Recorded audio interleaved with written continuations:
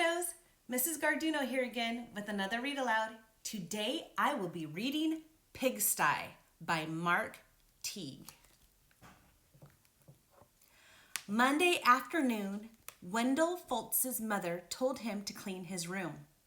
"It's turning into a pigsty," she said. Wendell went upstairs. Much to his surprise, a large pig was sitting on his bed. "Pardon me," said Wendell. He shoved some toys into his closet. But the pig didn't seem to mind the mess, and Wendell found that he didn't mind the pig either.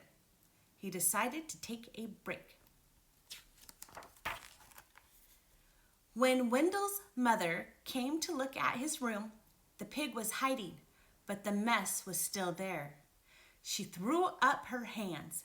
"Okay, Wendell," she said, "if you want to live in a pigsty, that's up to you." Wendell could hardly believe his luck. Now I can live however I want. He didn't even worry when he came home on Tuesday and found a second pig in his room.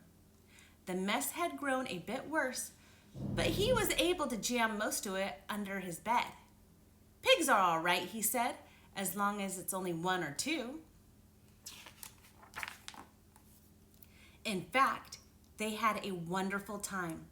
They played Monopoly until late each night and left the pieces lying all over the floor. They had paper airplane wars and pillow fights. The bed became a trampoline.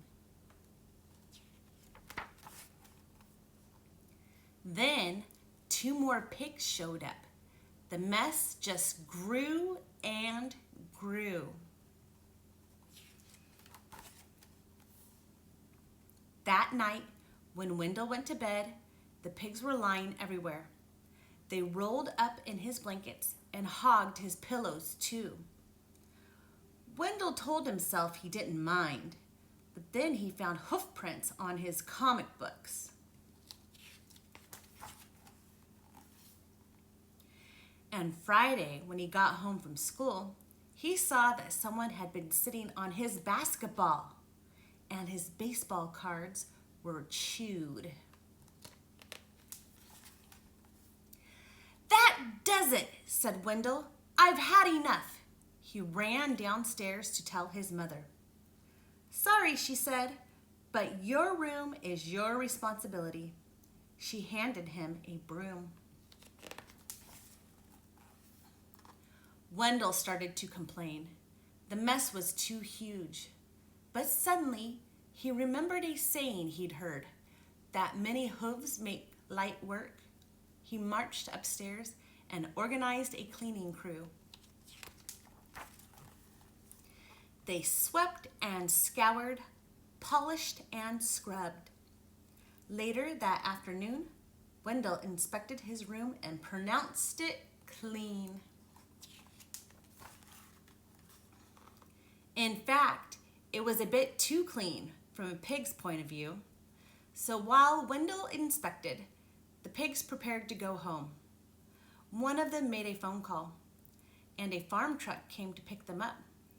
They hugged and grunted and oinked goodbye. From that day on, Wendell kept his room clean. Except for those nights when his friends came by to play Monopoly. The end. That's a pretty good story. I think I should make my daughter read it because her room is truly a pigsty. Thanks for coming by, and be sure to hit the like button if you enjoyed this story. See you next time.